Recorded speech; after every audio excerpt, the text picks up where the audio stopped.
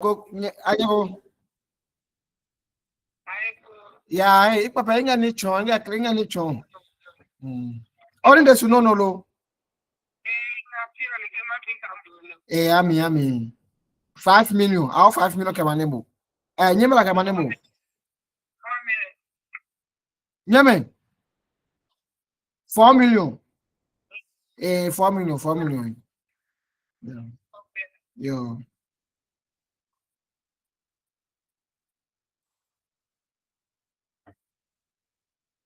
All right. Our next lecture is on the patterns of curriculum. It's okay, madam. But it's okay.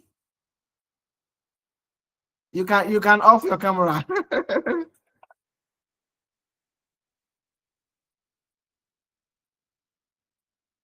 you are on your camera. You want daddy to come and beat me?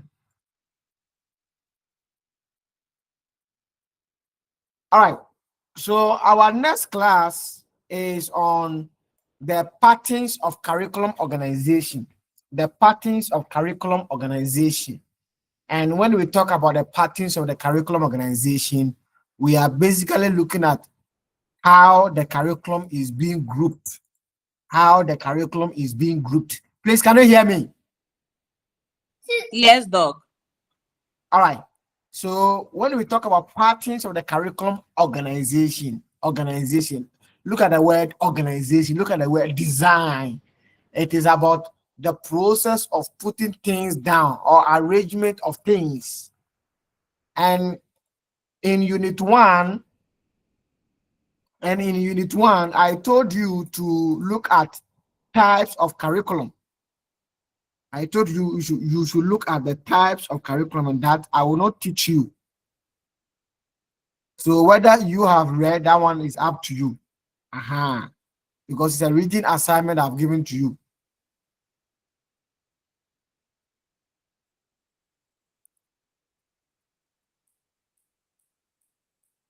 So unit one, let me show what this one to you. I've told you to look at the types of the curriculum. And the types of the curriculum are the recommended curriculum, the official curriculum, informal curriculum, the hidden curriculum. Now all these are all types of curriculum. All these are all types of curriculum. And I've asked you to look at that. Look at that. Now, whether formal curriculum or informal curriculum, whatever it is, they can be organized, they can be grouped into what we are coming to discuss. They can be grouped into the patterns. They can be grouped into the patterns. And I said the patterns are just the classifications of the curriculum. Now, basically, we'll be looking at the subject-based curriculum. The subject-based curriculum, which is the same as teacher-centered curriculum. Teacher-centered curriculum. It means that the curriculum has been developed, the curriculum has been made in a way that everything is about the teacher. Everything is about the teacher. And we can clearly bear witness or testify that Ghana, in the basic school and even in the SHS, the old curriculum. Now, the new curriculum that we are using is the standard-based curriculum. The standard-based curriculum, and the standard-based curriculum is about the learner-centered. The learner-centered. But the old curriculum that we have changed to the standard-based curriculum is about the teacher. So it is called subject-based curriculum or the teacher-centered curriculum. Then we have the activity-based curriculum. Activity-based curriculum, which in a way is the same as the standard-based curriculum. And that one focus on the child-centered curriculum. It focus on the learner or the children. Then we have another one called the core curriculum. The core curriculum, which we already have knowledge about it. that the core subject. In SHS, we have the core subject. Even this program that you are doing, this switch program that you are doing, those of you that you are management, there are some management courses. They are compulsory for you. They are compulsory, whether you like it or not. They are compulsory, so they become a core curriculum. They become core curriculum. In other words, we call it elective. The elective. So even within the elective, there are some subjects that they are core, they are compulsory, whether you like it or not. You have to do it. It becomes an elective core. We call it an elective core. Then we have the integrated curriculum, where that one we also have knowledge about it. So we can talk about the integrated science.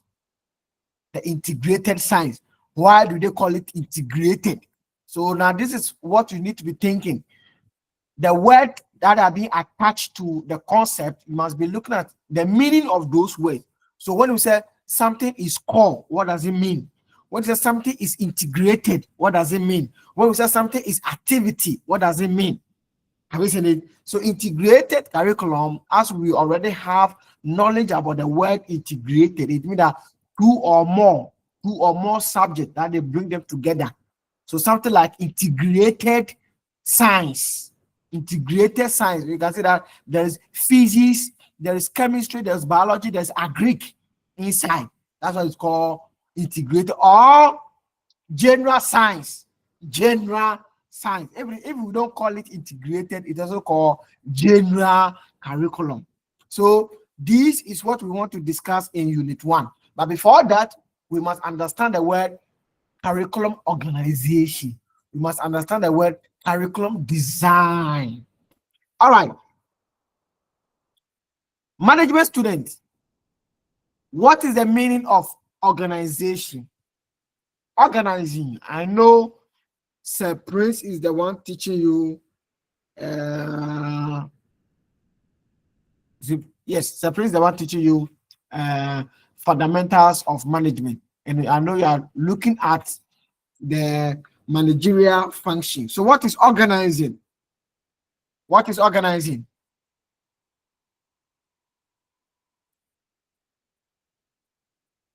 Hello? Hi. What is organizing? Let's start with the Alberta.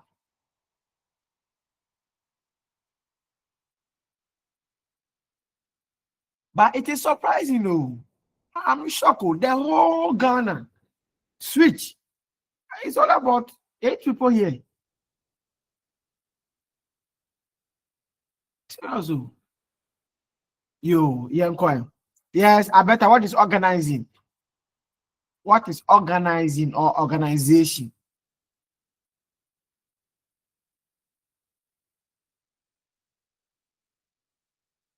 Hello? Hey, Coswell. Alberta.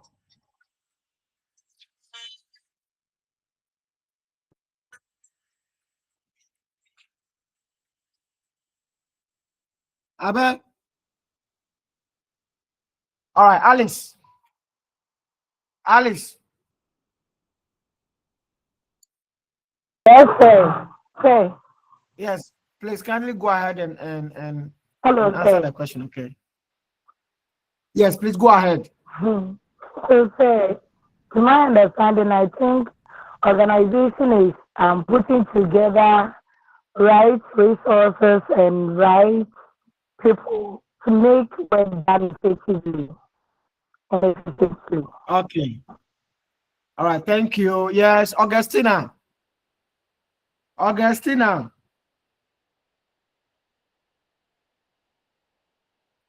Augustina. Yes, sir. Yes, please. Please go ahead and answer the question. Sir, please, to my Yes. understanding, I think organizing is making arrangements or preparation towards something. Making an arrangement or preparation towards something. That's correct. Yes. Yes, Frida. Frida. Yes, sir. Please go ahead. Please, I just joined, so I don't know if the question can be repeated again. All right. Those who just joined, can you see my slide? Can you see the slide? Yes, please. Yes, please, you can. All right. So those of you that join, we are talking about the uh, patterns of curriculum. So it means that you must be early. You have to be early to the class. Everybody know the time for the class. I was All right. early at a point. I wasn't hearing you, so I just had to go off and come back again. Sorry about that. So we were looking at patterns of curriculum, and we said patterns of curriculum is about how they group the curriculum. And basically, what we are going to look at are the one on the slide. The patterns are basically this one. We call them the subject-based curriculum.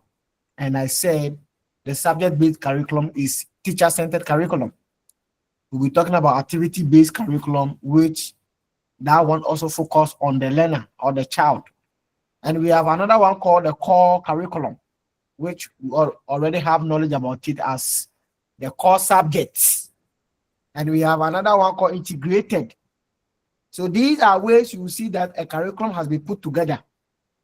Either a curriculum that focuses on the teacher, or a curriculum that focuses on the learner, or you see some that are called core curriculum, or you see some even within the core curriculum, you see that some are integrated. So for example, when you take integrated science by the name integrated, so it is an integrated curriculum, but at the same time, it is a core curriculum. So we'll be looking at those differences between the curriculum. But before that, we need to understand certain terminologies. And one of the terminology is the curriculum organization and the curriculum design.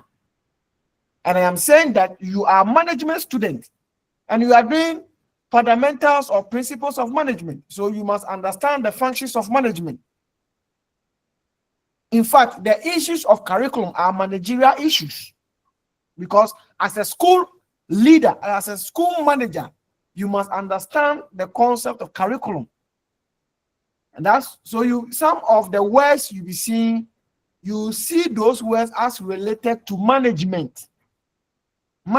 So one of the word is organizing. So we are looking at the meaning of the word organizing. Is that clear now? Yes, please. So please go ahead. So if we say organizing, it's like putting things together to achieve an aim or a specific goal. All right, Beatrice, take over. Beatrice, take over.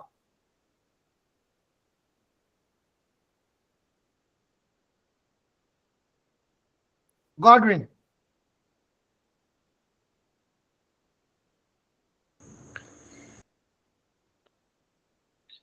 Hello, Doc. Better. I'll give you the chance. You are not there, so let's others talk. Godwin.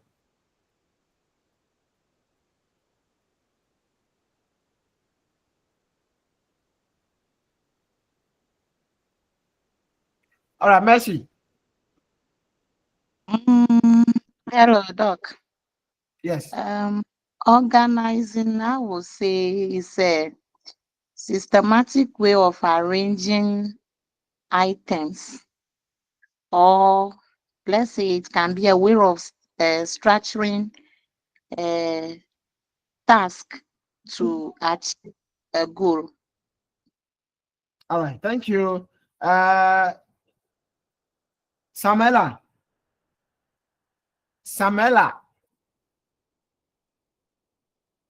Sir, please, I'm here.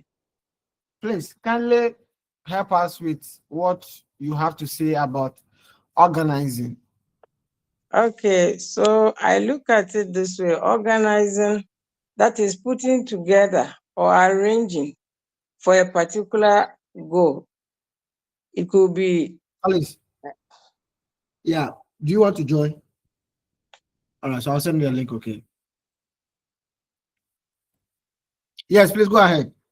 Okay, so whatever we are putting together, it could be human resource or financial or natural resource, whatever it is that we are putting together to achieve a particular goal at a particular time, whether structured or not. Okay. All right. So now let's put them together. Now, there are two words that are there. We already know the meaning of one. In our previous lecture, we also know the meaning of the other one. So let's put them together, which is the curriculum organization. Curriculum organization. Yes, better. Yes, Doc. Yes. Curriculum. Earlier on, I wasn't. The line was breaking, so I couldn't hear you well. But have you to talk of heard the submission from your colleagues? I was able to get some. I couldn't hear some too. And so tell Daddy that you are having lecture, so she shouldn't disturb you. All right. So I was asking your colleagues, what is the meaning of the word organizing or organization from the business management perspective? And they were saying, yes, curriculum organization is simply we're talking about maybe in a systematic way, arrangement of something, or let's say the content or activities towards achieving a goal. all right, thank you. That's okay. Let's go back. Frida.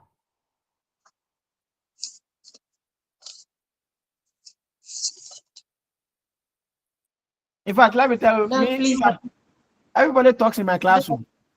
If you don't talk and I'm doing assessment, it will go against you. So those of you that you're on a platform, I call you, you don't want to talk. You should know that your continuous assessment is also with me. So participation and answering questions online is part of your assessment. Have that in mind. So when the grade come and you get C, don't come and complain that I give you C. You should also know that your behavior on the online gives you the C, not me. So me, this is just a warning. If I call you and you don't answer, fine, that's up to you. All right. Yes, Frida. So when we say curriculum organization, it looks at how the curriculum is structured, taking into consideration the various components of the curriculum, that is ranging from the table of content through the philosophies adopted, the methods, the teaching and learning activities, among others, how they are put together to form one whole document. Thank you. Thank you.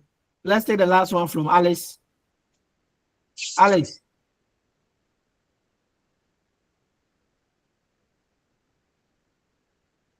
Alice. All right. Tina, Augustina. Yes, sir. Yes.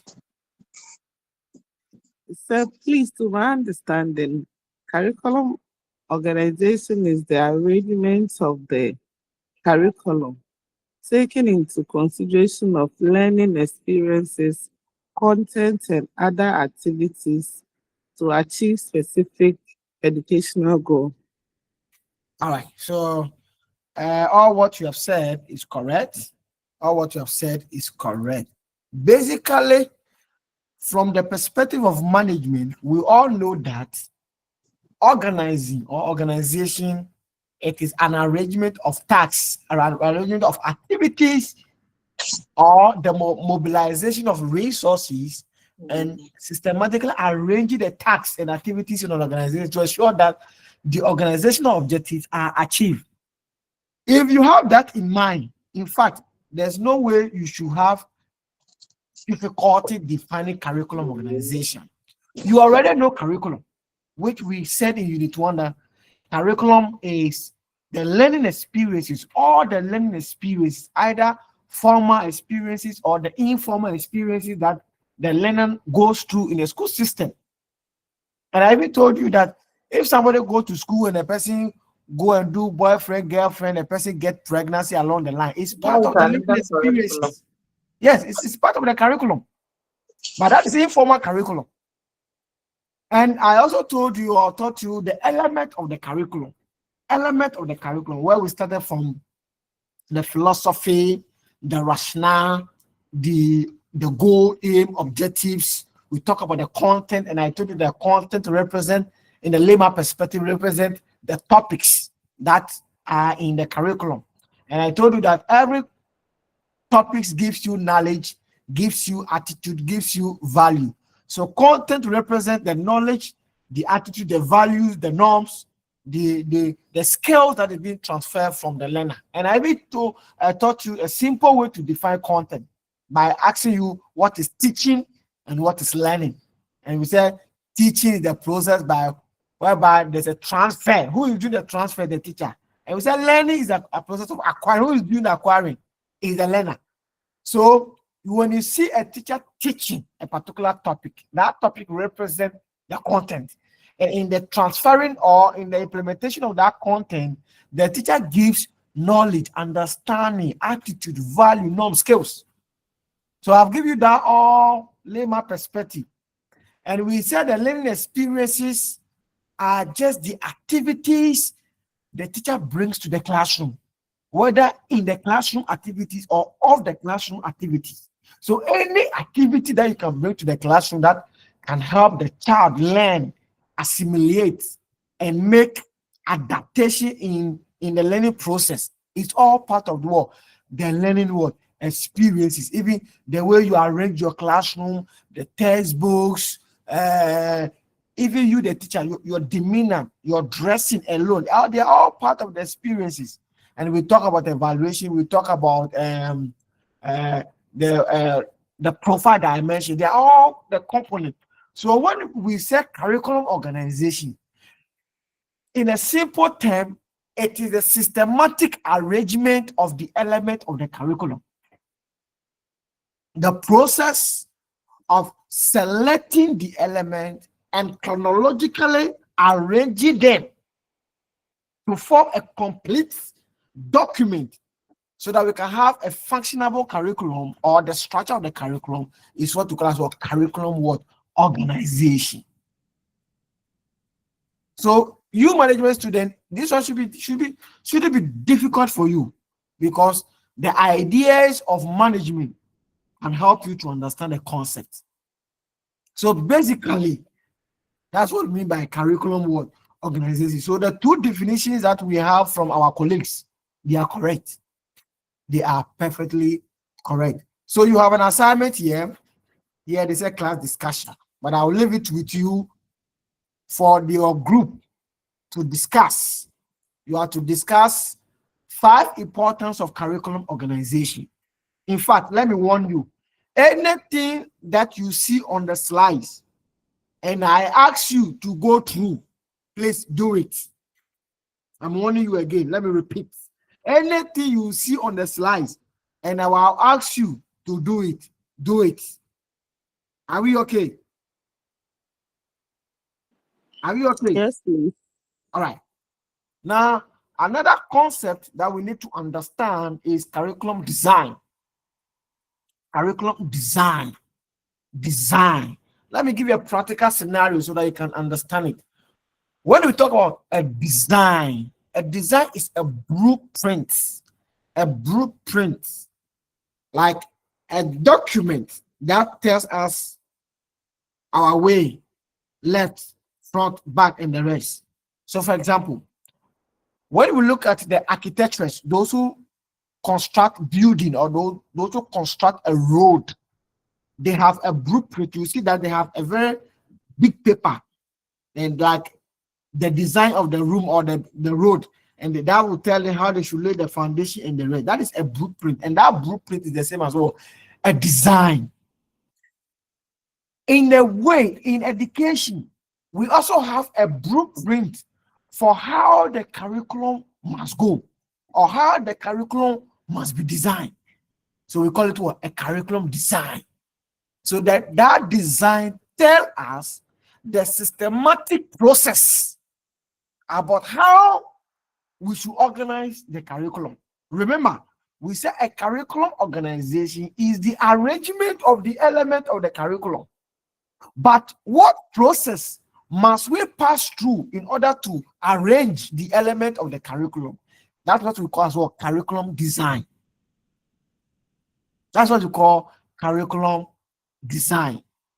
So that design is just a blueprint telling us the step by step, the format, the process we need to pass through in order to organize the curriculum, in order to organize or to put the element of the curriculum in a coherent structure that is meaningful for educational experiences.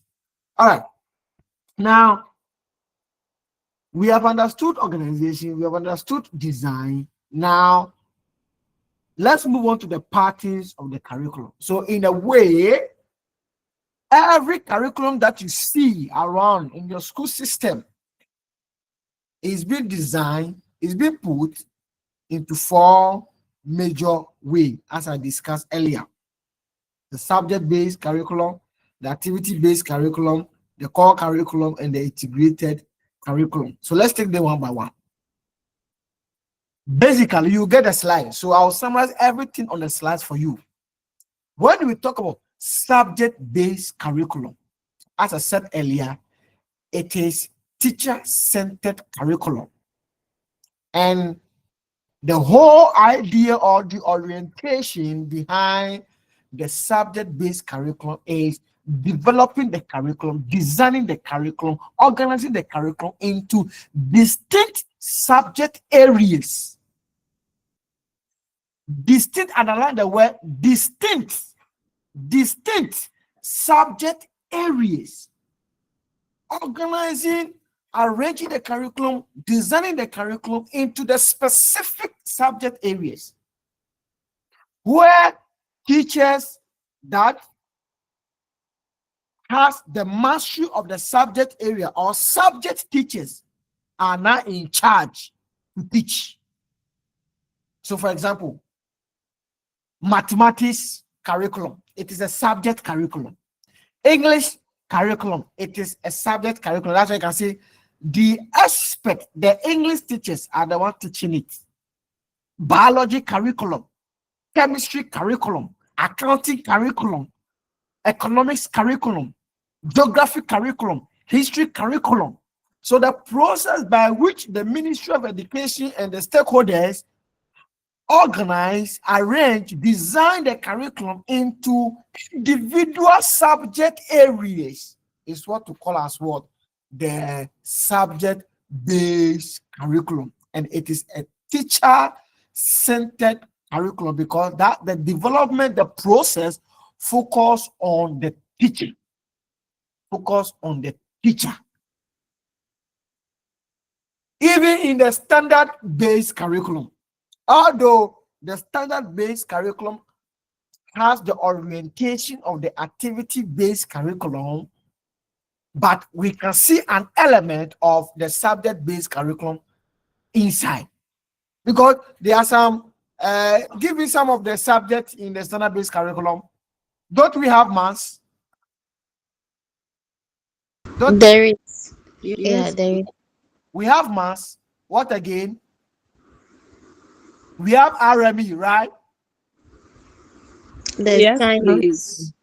We have social study, which is Critical. for our world, our people. We have critical thinking. We have ICT. Yes. Computer. They have computing. So just by having their name, and by which we can see that they are different from one another. They are subject on their own, and experts in the subject area is the one who can teach. That process is called the subject-based curriculum. Although the orientation behind it is activity-based curriculum or the standard-based curriculum, which behave like that, the orientation, or it also have the characteristics of the subject-based curriculum. All right. Do you have any question? Do you have any question? No, please. All right. Lest I forget, I have One of my PhD students here, he's called Collins. He's just here to be with us. So any contribution he can also add. And let me say this. I think after next week, that is the end of the lecture, right? Hello? Hello, Doc. We are here. Yes. Yes, we have 4 weeks. We are meeting for only 4 weeks, right? Yes, please. So after next week, then we are done. I mean, this weekend coming, then we are done. So this is the arrangement I am making. This is the arrangement I am making. We are meeting. So please listen to me very carefully. This week, which is today and tomorrow, we are meeting to cover last week that we couldn't meet. Then Sunday, pay attention. Sunday, we are meeting. Sunday, I'll be available. So we are meeting.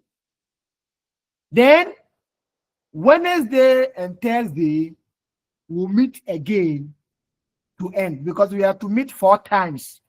We have to meet 4 weeks, but we couldn't meet 1 week. So we are 1 week behind. So we are meeting today and tomorrow to cover 1. Sunday we'll meet. Then within that week, Wednesday and Thursday we'll meet. Then we cover everything. Then we are done. So please be aware. Be aware. We are meeting tomorrow, which is Thursday. Sunday we'll meet at our normal time. So don't say that we are not meeting. We are meeting. Then Wednesday and Thursday we'll meet again and we are done. Is that okay? Yes, Coach, please. is that okay? Yes, All right, please. thank you. Now let's move on to some few benefits of we having subject-based curriculum. It gives room for people to be trained to become specialists in the subject area, which I said earlier. We have English teachers, we have accounting teachers, we have management teachers, we have curriculum teachers. That's why I'm a curriculum teacher, and that's why my friend is also a management teacher. So that is the advantage of having subject teacher. We have biology and the rest. Otherwise, like there will be one teacher who will do everything. So that's one of the advantage. Number 2, because of the specialization, now you can see somebody say, I'm going to be a social studies teacher, I'm going to be accounting teacher. It enhances career opportunity. It grants us the ability to further. So some of you are not, I know some of you have masters already, but you just want to switch. You want to have proper alignment with your certificate. That is another advantage. Then because teachers are in that subject area, I mean, when you see them teaching, you can see that, yeah, this is a good teacher. They have the confidence to teach. They can express themselves. They know what they are teaching. So that is one advantage. Then one of the advantages that the last one, when we are doing evaluation, it is very simple, because when we are doing class tests, when we are doing homework, when we are doing end of semester exam, you know that you are doing it according to this particular subject. So it becomes easier. But if it is integrated in all, I don't know, okay, maybe activity-based curriculum, very difficult to say that you want to do evaluation, although you can do, but the question is, what activity then will you now evaluate the student on? So that is one of the advantage. However, it also has certain disadvantages.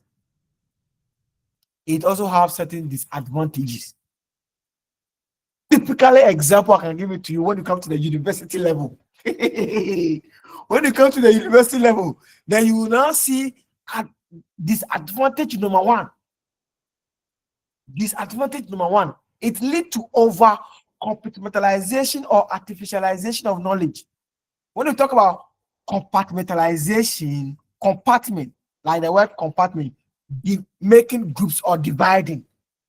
See, subject-based curriculum, because we want to have more subject, we want to create more subject, or we want to create more courses.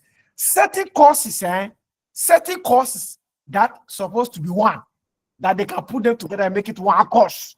But because we want to create job for people, you will see that they will just be changing the name. The name, this course is different from this course.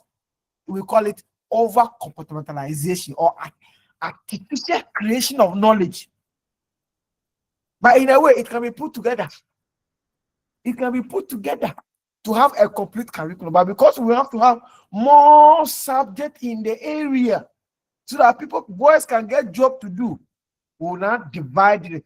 Sometimes when you do some course in level 200, you go to level 300, it's a repetition. The headings have changed.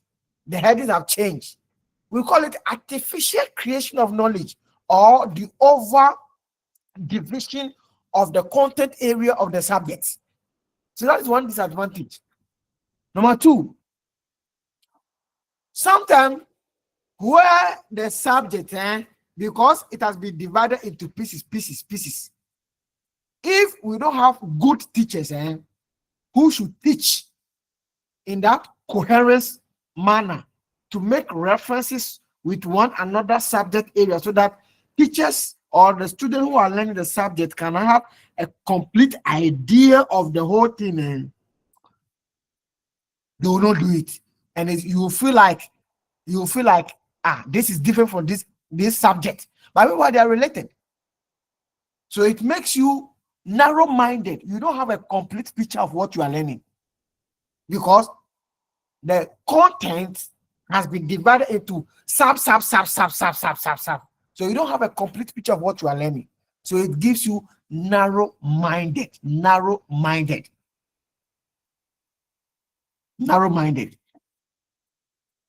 Next, it neglects the need, the interest, the purpose, and activities of learning.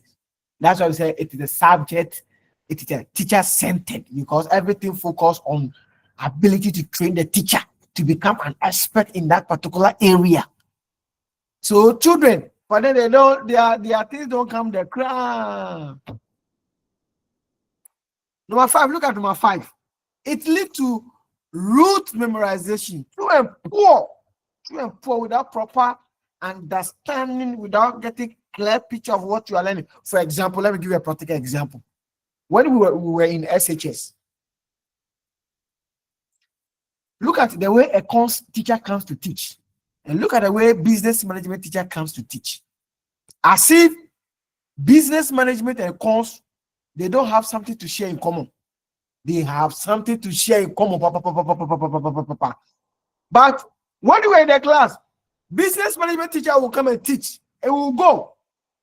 Nothing to relate with the cons. A cons teacher too will come and teach, nothing to relate with management. So they teach the subject as if the subject are independent on their own, but they are interrelated. Accounting. Those of you that do course accounting teacher will come. Course teacher will come. They will teach as if these two subjects are not related. But they are. They are. Number 1. The reason why you and I did business in SHS is this. And the reason why we did business management, we did a course, we did accounting, and we did cost accounting is this. Number 1. In a course, we were taught that resources are scarce. Resources are limited to supply. We don't have enough.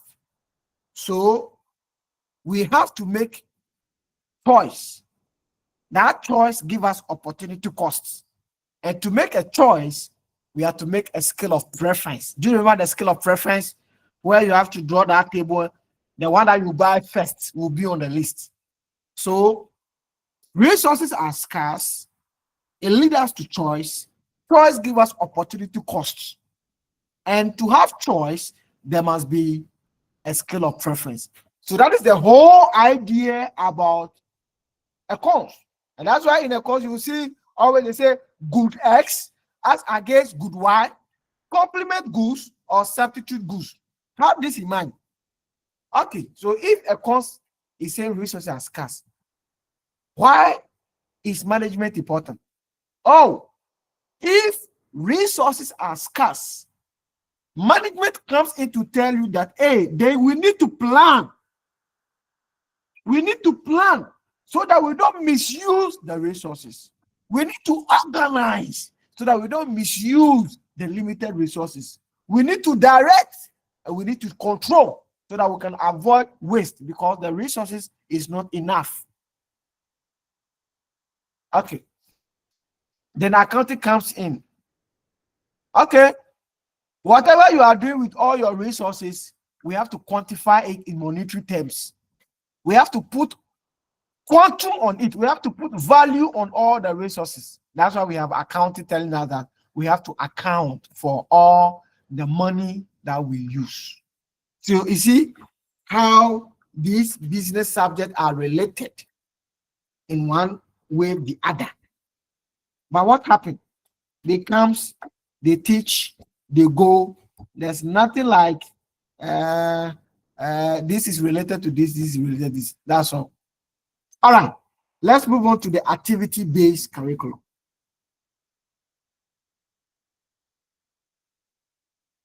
Before we start, I'll show you some pictures. Look at it critically.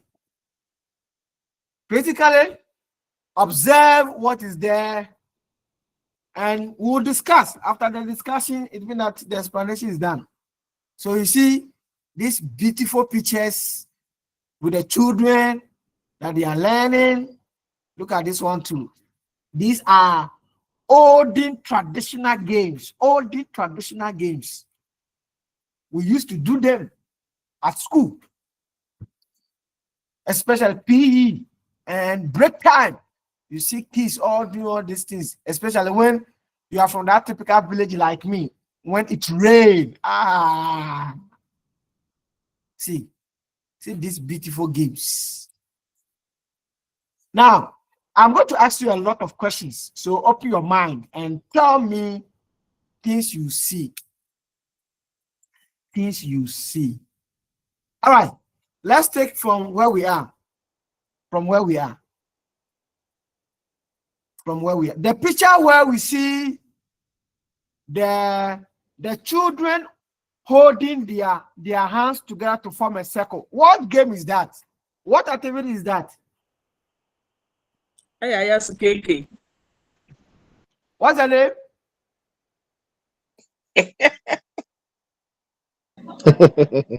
Oh, go ahead. They used to say ESS218D.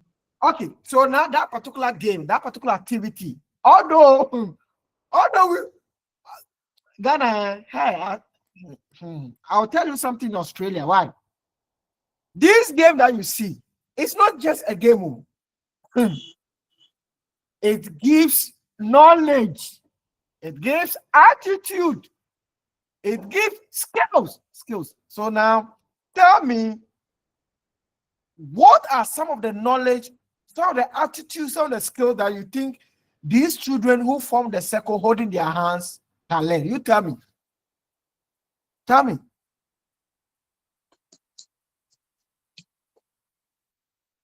Oh, we are discussing. No, just look at the picture.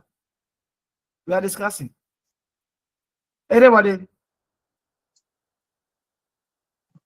First, to talk, you have to understand the main idea behind the game, or what is the purpose of the game. The purpose of the game tells you some benefit that the children can get.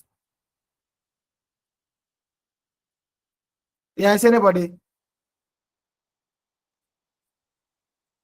If you don't want to talk, I'll call names. Yes, anybody? Hello, sir. Yes, Please, Mercy, go ahead. they are learning to cooperate. So, one, they will get the sense of cooperation. But let me ask you, what is the purpose of holding their hands to form the circle? What is the purpose of holding their hands?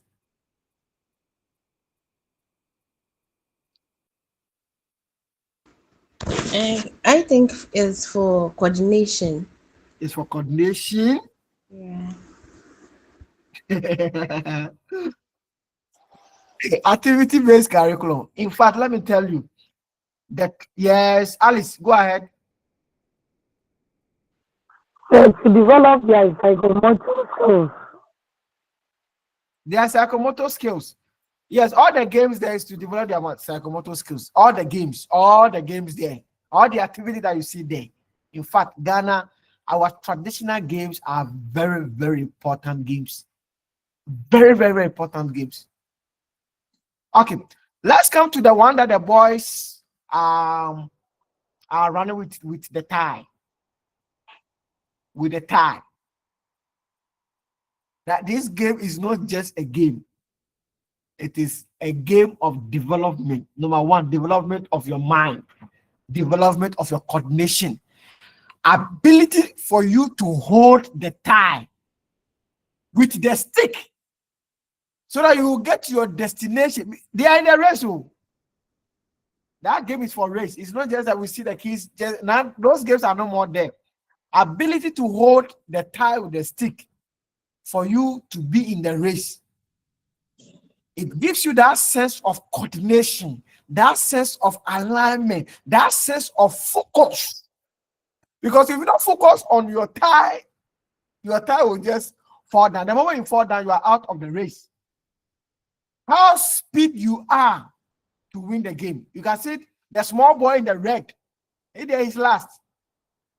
He's last. Now, let's come back to the one that the boy have that thing at the what's the name? The blind. What's the name? What's the name of this game?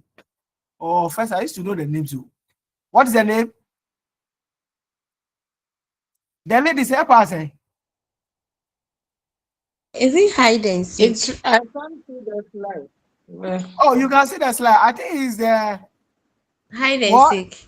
It's hide and seek, but this hide and seek is the open hide and seek. This one, you close your eyes. We'll use a thread to close your eyes. But the other form of the hide and seek is we'll use our hand to hold your eye, like there's a referee who will hold your eyes with the hand, and who will run away and go and hide ourselves. With the other members, we'll go and hide ourselves, and you'll be searching for us. But this is the open. Jack, where are you? Jack, Jack, where are you? Jack, where are you? Jack, where are you? Yes, it's called Jack, where are you? Now, let's look at the boy with the thread on the eye. Your eyes has been closed. Now, how will you know? How will you know that these are your colleagues? Or this is where your colleague is? How will you know? This is Jack, where are you? The other one is the hide and seek. That one will run away and go and hide at different places. And it is your ability to look around and search for us and find us. That's the hide and seek. But this is Jack, where are you? Now you have to use, these games allow you to use your 5 sense organs. 5 sense organs. So now one is gone. One is gone. Now you are left with 4. 4. Your eyes is gone. So you have to use your ear. You have to use your body. Sense. Ability to sense and touch the person. Now let's go back to the one that they are doing. What's the name? They draw the line, and they draw the line. You stand at the back of the line. You throw the stone. You face your back. You throw the stone. Wherever the stone fell in the box, that's where you jump. And here you are not jumping with your 2 legs. Jump with 1 leg. Tell me what skills, what abilities, what knowledge, what attitude would the children learn from that particular game? Okay, so with the hopscotch, I think What's the name? What's the name? hopscotch. And this is what the ladies, they will talk. Yes. So I think it builds their cognitive abilities. Cognitive ability. Then we are also looking at the psychomotive aspects. They are all working in conjunction. And then the affective part, where should the person be able to complete the task, you see other colleagues celebrating with him or her. So I think that it covers all the domains: Yeah. cognitive, psychomotive, and then the affective. Thank you. But let me ask you, do you know that those of you that you have children in the house, at the end of this course, you should use the course to study your children, the kids in the house. In fact, kids in the house are even more knowledgeable and more sensible than us. It's just that they cannot coordinate what they know. That's the major difference between us and them in the house. They can only know coordinate. But to say they know things, don't try them. They know, Papa. So, I mean, the ability to stand behind the line. You are not looking at the line, no. You are not looking at the line, but you throw the stone. People can throw the stone that it will fall in the line. Some of us will throw it to go outside. It will go and even enter another person's box. My ability to do that and win the boxes, Charlie, stop. You need that knowledge, you need that attitude, you need that skills, you need that sense to do that. Now let's go to the other ones that we can talk about, like Oware, Ampe, Ludu. Oware, Ampe, Ludu. If you look at this particular one, the one that they are jumping on the rope, it is not just a fun game that we do. It has a learning ability inside. It has a learning ability inside. Look at the one that they are in the wheelbarrow. In the wheelbarrow. Look at the one that they have this stone. Here, this particular stone. This one. This stone. You use your hand to do it. Get closer to the hole. Some people can do it, and they can do the stone and to get closer to the hole more than your own. So the more you get closer to the hole, the more you can sprint and you can win the bet. So these are some of activities that we have experienced in Ghana, but we have not taken recognition of them, how important they are for child development. In fact, technology is good, but in fact, technology has also given us a lot of disadvantage. Look at the kids that are coming nowadays. They don't know activities. They don't know anything. Even telephone with the tin of milk. They can't do it. Everything phone. Everything phone. They cannot even do common lorry or car with the tin of milk. They can't. Everything now is cocoa melon on the phone. They're on the phone. How do the technology is good, but it is.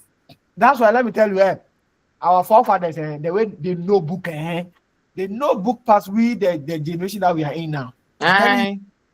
They know book. Calculations. They know book rough more than the generation now. They didn't have it formally. Yeah, they don't have it formally. They know book rough. They didn't get it formally. Look at the house they use the cassava, the plantain leaves and the coconut leaf to do the house. Kiss. My village, we used to do this. We used to use coconut leaf to do house, and our girls will come inside. Stop. Kids nowadays, they don't know what is kites. They can't do anything. So these are some typical example of games we can use to enhance activities of children development and the rest. For example, draft that we see our big men, they will remove their shirts and then they'll be playing the draft the whole day. They will not come and eat. I mean, if you are from the typical village, you know what I'm talking about. Draft, it is used to teach mathematics in Australia. Drafts. draft is being used to teach mathematics in Australia. Ludo. Don't worry. If you don't have attitude, you can't play Ludo. Especially when they say all the rules apply, all in or out. Somebody will target you, will be in your home. The person will play the number of 6. The number of 6 that the person needs to kick you from your house. The person doesn't want to chop first, but the person just wants to torment you.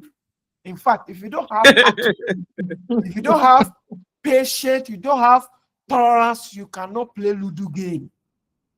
You can't. So all these activities that you see, they are for development of the child. And you see, that is why now the standard-based curriculum, when you prepare your lesson plan, you have to write competencies that the children will get after teaching that particular topic. And some of you write leadership skills. You write leadership skills, you write communication skills. But when you are teaching, we don't know what you do to inculcate that leadership skills in the children or that communication skills in the children. Let me tell you, I think I said it some time ago. The standard-based curriculum is very good. It's a very good curriculum. I love the idea, but the implementation is the problem. We are doing a lot of subjects, which there's no time in the school system to actually implement the curriculum. That idea of you putting the children in the group, the children will discuss what you do, and the children will now come and present what they have discussed in the. It's a good idea, but how many of us as teachers we are doing it? How many of us? We don't have time. We don't have time. So what is activity-based curriculum? It is the curriculum that places so much attention on what the children do. It is that curriculum design or organization that focus on the activities of children.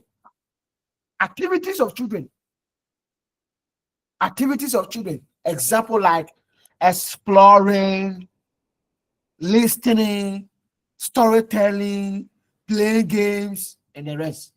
In the village, one of the games that we used to do when it rained, and we see a water lock somewhere, we'll go and carry stone. We'll bet. We'll go and carry stone and say, the person who can create 3 or 4 pebbles on the water, you win. And it's a competition, Hey, it's a competition. So your ability to take the stone, throw the stone on the surface of the water to create pebbles, it means that you are very good. All these things are activities that we used to do. It gives us that critical thinking, that innovation, that idea to think beyond the box. And sometimes we can use tin tomatoes, the bigger one, to create a canoe, and we'll go and steal our parents their slippers. They know the brand new one, the one that the down will turn. We'll go and steal it and catch it. I used to do outboard motor and attach it to the canoe, and we'll put it on the river, and you see that it is moving. Forget. Now, that is the whole concept of the activity-based curriculum. And the major people that champion this activity-based curriculum are John Dewey. I don't know whether you have heard the name before. John Dewey. We have Taba. We have other people. They believe in activity-based learning. Look at what Taba said. Line 4. Taba, in support of this curriculum, said that people learn only what they experience. Children learn the things they experience with their hands. Children Hello, sir. learn. Yes. Go ahead. Please share the screen. Which screen? You can't see. I can't see anything. And then it's your phone. Oh. The class, can you see the screen? Yes, no. Yes, please. So, Yes, madam, sir. No, You can leave and The- join again.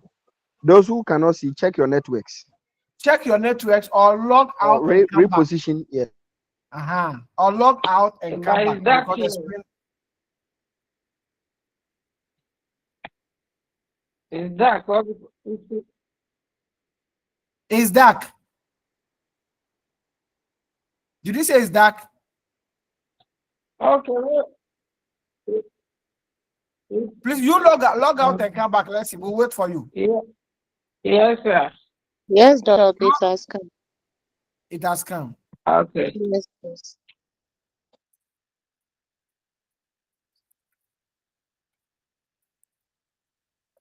Now, the activity-based curriculum is connected to one of the scholars.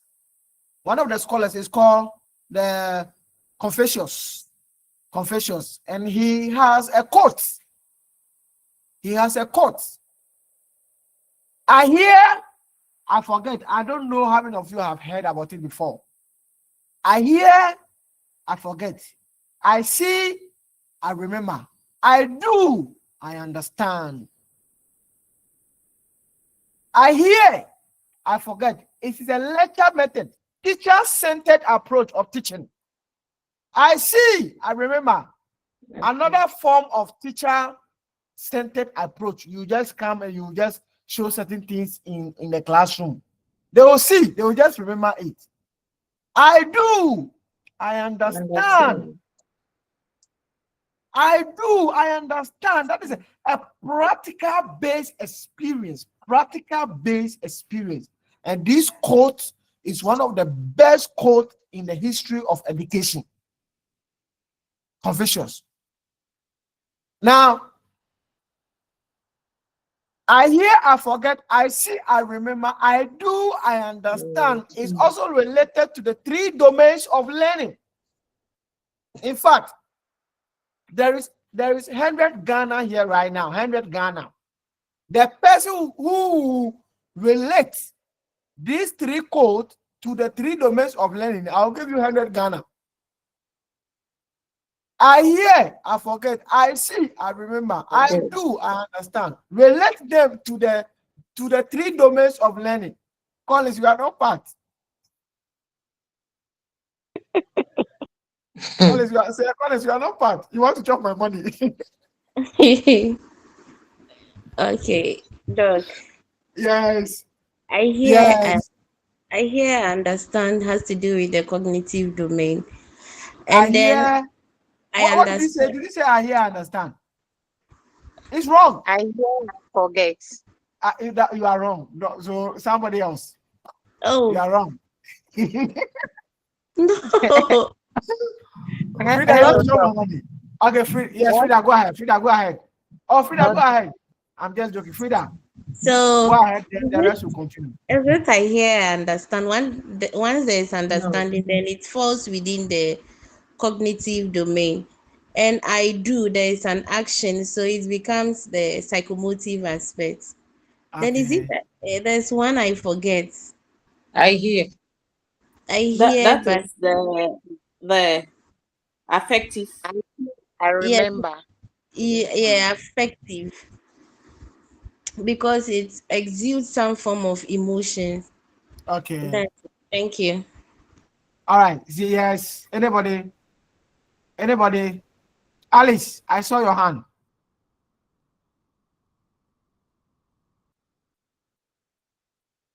Yes, Alice. Yes, so it's the same thing. No. I hear talk about the cognitive, I see use the affective, then I do the psychomotor. Okay.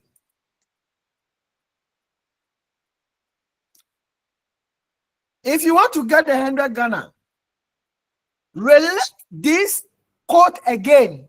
Relate this quote again to the body, the mind, the soul. The body, the mind, the soul.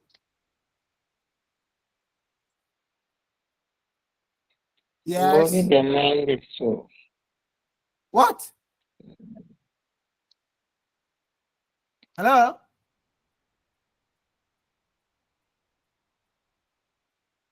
Oh. Yeah. Yes. Samuel, are you the one talking? No, I'm not talking, no, please. Oh, you know what the hell I got? Let me see. Body, mind, soul. Yes. Relate I'm this trying. to the body, mind, soul. The body, mind, soul. The the mind talks about cognitive. I said relate. And then yes, the mind talk about the cognitive. So tell us. The cognitive, and then it has a link like the mental skills,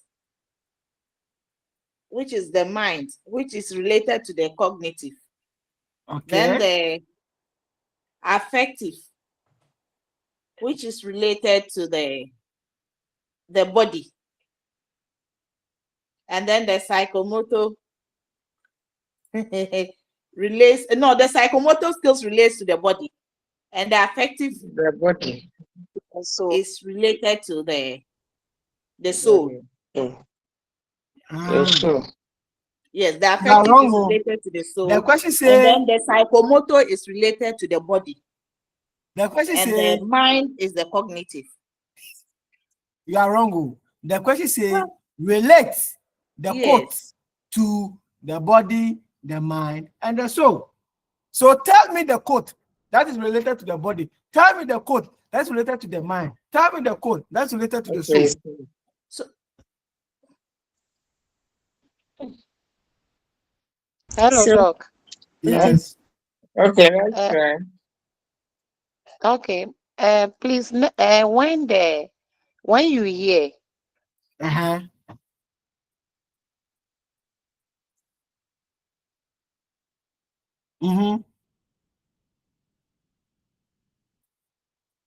Go. We can you hear can you. easily forget. And when you see, you remember. At least there is something that can alert you of that thing whenever you meet it somewhere. So you can easily remember. That's related to the soul. Then the psychomotor to the body. That's you manipulate things on your own to discover things for yourself. So the mind can remember, and the psychomotor skills too will be developed. I do understand the body. I see.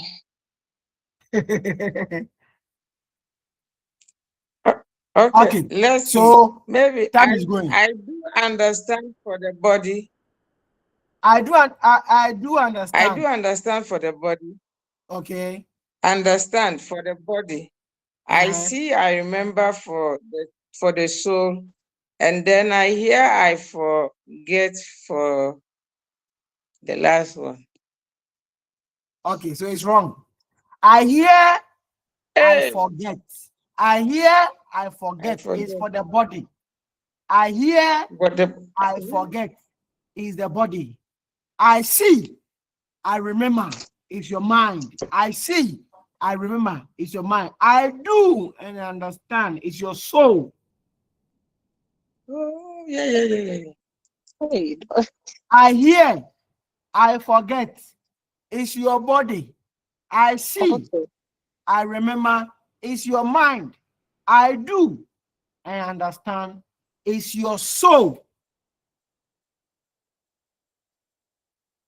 Are we okay? So it lives with you. Is that?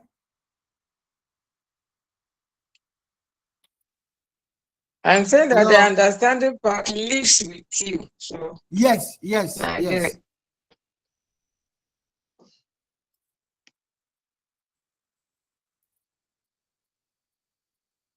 Please, are you okay? Yeah, go on. Yes, Okay. yes, sir. Okay. All right. So that is the the domains of learning. So the cognitive domain, which is the brain, your mind, your mind is I see, I remember, I see, I remember. Affective domain, your affective, your emotion, your feeling is I hear, I forget. Then your psychomotor is I do, and that one there you got it. That one there you got it. That's correct. That's correct. All right. So let's move on. So that is about the activity-based curriculum. Let's look at some few advantages of activity-based curriculum. Number one,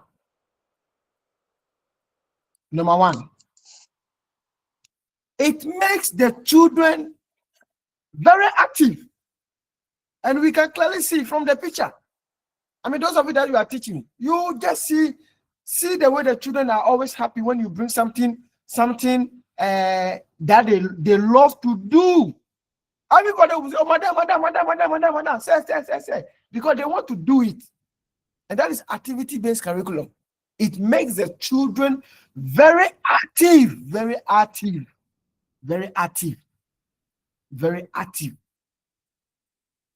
And it gives them that ability to think, critical thinking, that have innovation skills, ability to think beyond the box. Those of you that you went to the colleges and you were taught educational psychology, that particular course, educational psychology, where we were taught about the Ivan Pavon, the man and the dog experiment, and we were taught about B.F. Skinner, the rats in the apparatus.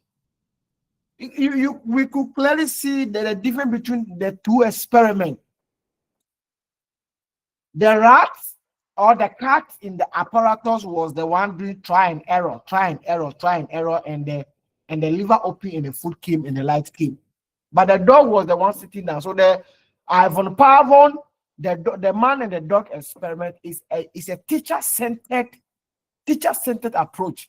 But B.F. Skinner is learner-centered approach, because the cat or the rat was put in that cage alone, and the cat was the one doing try and error. But the other one, it is the man who brings the food and the bell for the dog to give salivation. So there are two approaches of teaching: teacher-centered, learner-centered. So the activity-based curriculum, the curriculum that we develop that focus on the children to do the things that they love, we just guide them, it makes the children to be active participant in the learning process. It develops their interest. To do more, because all the things that we bring to the classroom, it hovers or it moves around the children, what they can do. So that's another advantage. It gives them that ability to solve problems. Let me give you a particular example. Those of you that have the younger ones in the house, look at your kids. They will only come to you, the kids in the house, they will only come to you when they are doing something and they are finding it difficult. The moment you help them, they will take the thing from you and run away.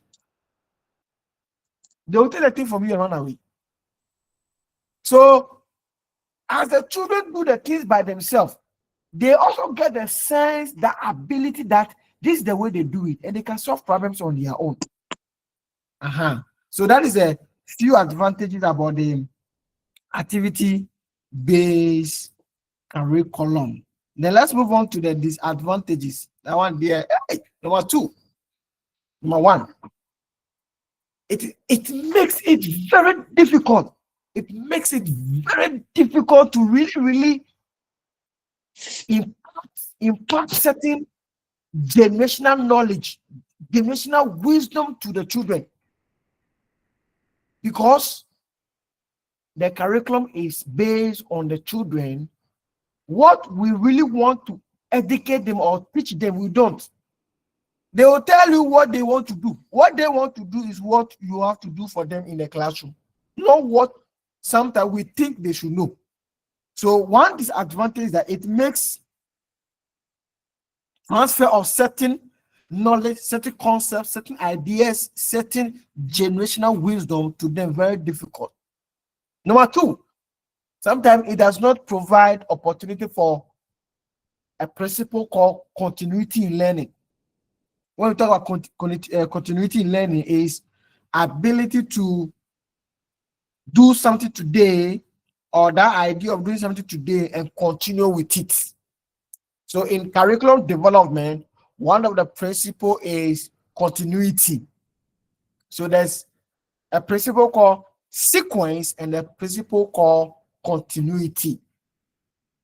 The difference is this: when we talk about sequence, sequence means arranging the activities or arranging the topics in a way that what one learned in unit 1 is the foundation of unit 2. Unit 2 is the foundation of unit 3. That is what we mean by the sequence. So you can clearly see that in all the levels, whether class 1, class 2, class 3, whatever it is, any book they are using, any book, any textbook they are using, the topic has been arranged, or the topics have been arranged in a way that what one learned in class 1, in unit 1, is the foundation of unit 2 in that order. So that's the principles of sequence. But continuity is what one learned in class 1 is the foundation of class 2. Class 2 is the foundation to class 3 in that order. So you can see that at the lower level, I think I said it the last time, they will learn factorization using marbles, or the topic called sorting. So there it is just bring a lot of colors and tell them to sort the colors. So color yellow from color red, from color green. It is a concept of factorization, but at that level we can't call it factorization.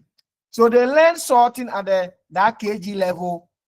They come to class 1, 1 mango from 2 mangoes from 2 oranges.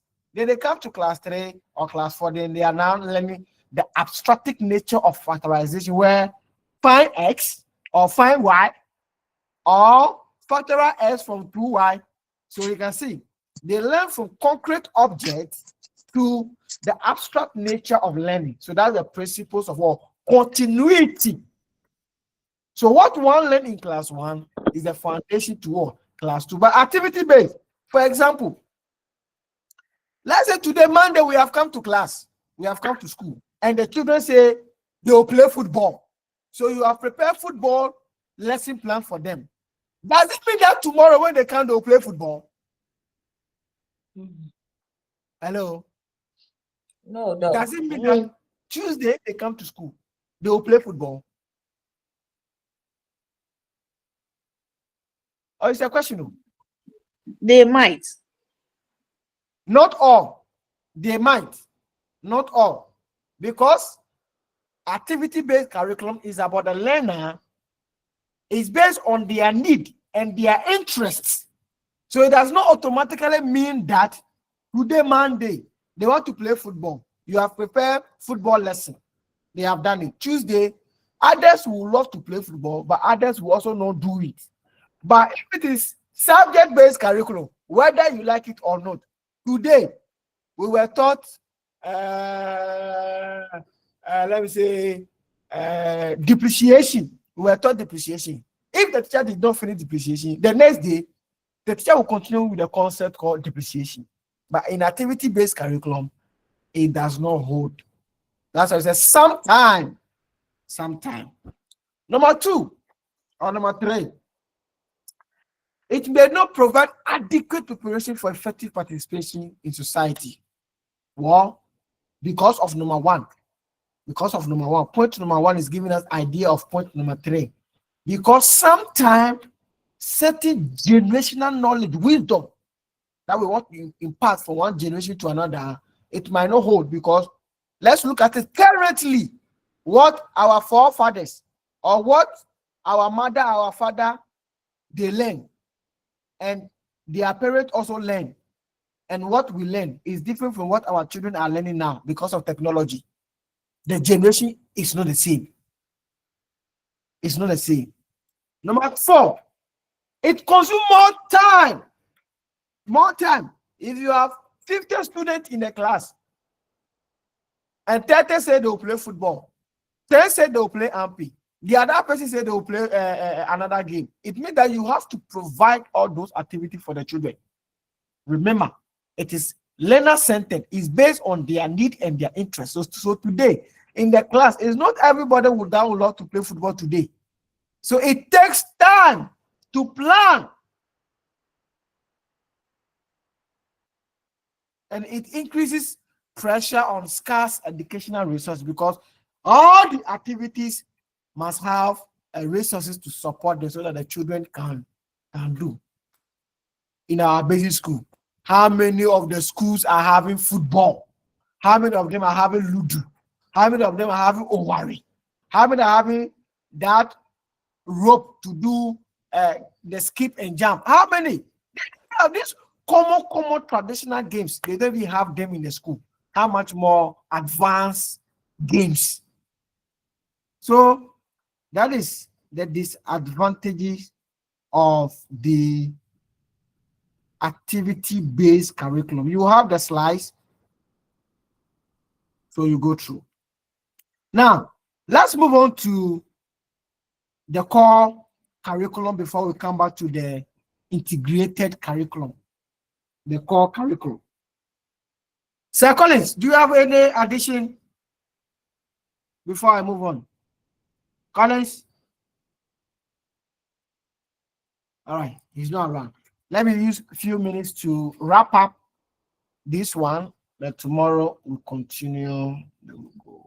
Please, I beg you, tomorrow, let's come very early. Let's come on time, then we can finish early. We can move on to Unit 3. This is Unit 2. We're almost done.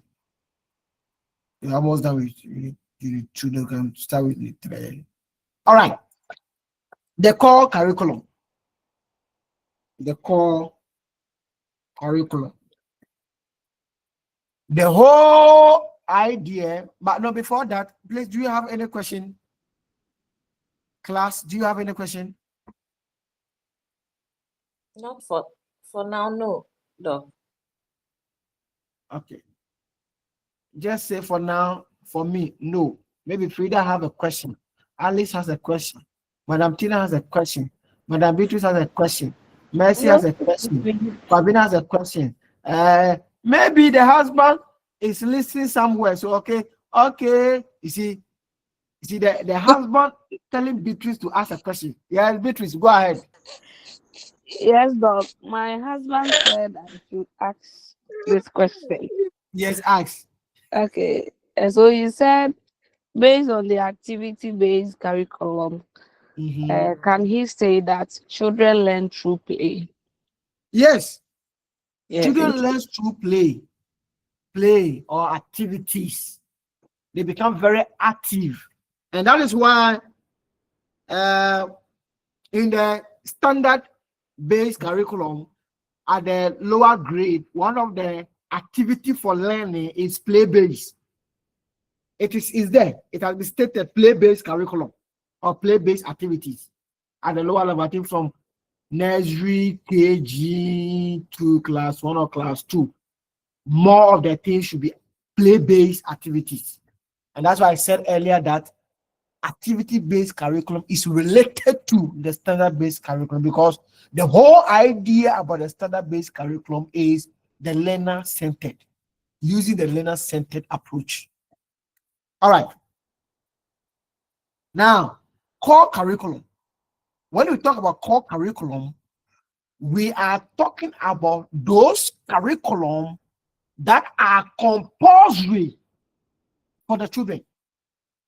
So we have core curriculum and we have elective curriculum. We have core curriculum and we have elective curriculum. Have that in mind. So the curriculum that is made compulsory for all the children in the school, irrespective of their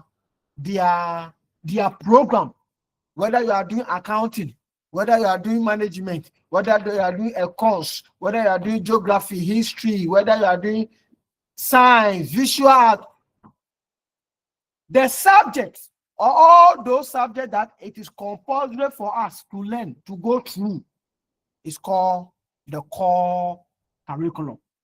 The core curriculum.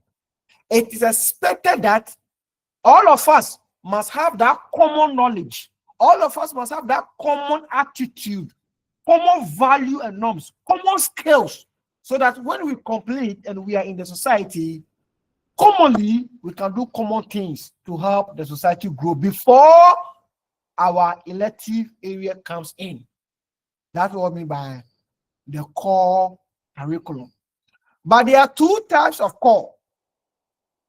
There are two types of core. If you have a book, write it. We have the general core, we have the general core, and we have the elective core. So the general core is the core for all the students, irrespective of your program. And compulsory, you must do and pass that course before you can progress. And that is why when somebody is going to the university, the core are the important for selecting you. Some people do business, some people do science. All the elective, they pass by AAA, but the core, they have D7. You will not go to school, especially maths, science, English. Compulsory. Then the elective core, within your elective subject area. So if you are doing accounting, if you are doing visual art, if you are doing home econs, there are some courses within your elective, they are compulsory before you can choose any other subject as elective. There are some elective core.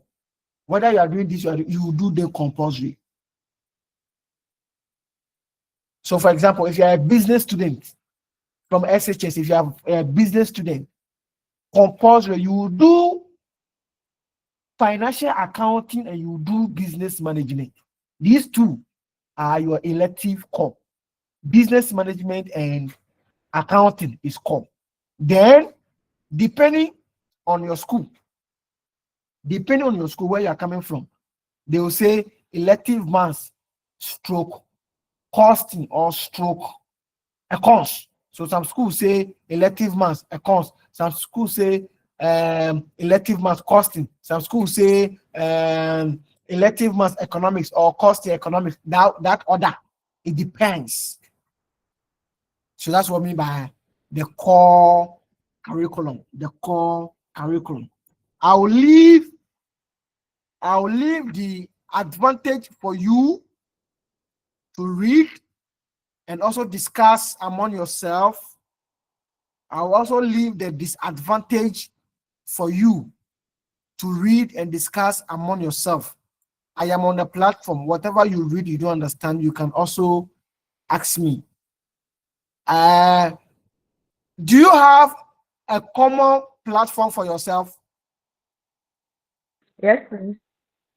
Yes. So apart from this platform, on your the platform that you are is it comprises other people, but this your badge 2025 2026, you can have a common platform for yourself and be discussing issues there. So read the advantage and the disadvantage by yourself or in your own discussion. What is left is what you call the integrated curriculum. I know you have the notes, but go through so that when I meet you tomorrow, the discussion and the explanation can be very simple for you. So tomorrow we meet, we quickly wrap up the unit 2, then we'll move on to the unit 3. All right, it's getting to 9 o'clock. Please, any question? Any question? Any question? Doc, with Yes, please regards go ahead. to our Sunday lecture, Yes. are we, so it's the same day, we'll use the 11:30 to 3:30 Yes. p.m. Yes. This Sunday coming, we'll use 11:30. This Sunday coming, we'll use 11:30. Are we okay? Hello, are we okay?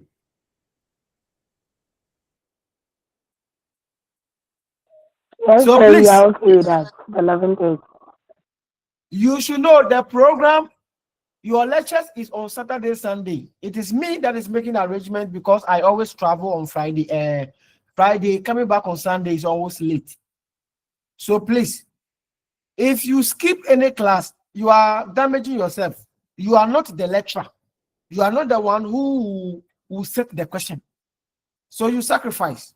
So now, if I were you, those of you that you go to the church, and those of you that you go to the mosque, and those of us that will also visit the shrine, we are all worshiping God, one God. So let's communicate to our individual goals. That Charlie, now you know this is my situation. So if I don't visit you on Sunday, the other days I'll visit you. Have that arrangement with your God.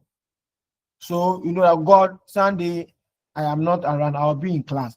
But Monday to Friday, now and here, my weekly activities with you in the mosque or in the church or in the shrine, I will not miss that one. Go have that agreement with God. He understand. No, you have that contract, but don't go have a contract with God and you violate the contract. That one day he will punish you. Uh-huh. Me, I believe in the traditional gods. You misbehave, no, they strike you dead. But the God in the church and the God in the mosque, he's so merciful. Now, with the Christian crap, we are doing evil things past the traditional people. All right, any question? Any question? Don't make your submission that tomorrow we should be early. So I don't know. Are we having it earlier than that? No, it's the same. It's the same. Or you want to change from 7? It's the same 7, but some people come in late, and when I start, Okay. they ask me to go back. It delayed the time. Still Okay. 7. I know 5, 6. Some of you be preparing food and you are not traveling. So 7. I'm sure everything should be sorted in the house so that you can have time. Yeah. All right. If there's no question, then thank you so much for your time. See you guys tomorrow. And I love you guys all. See you. We love Thank you you. as well. Bye. We love you. Bye. Bye. Bye-bye. Bye. Bye.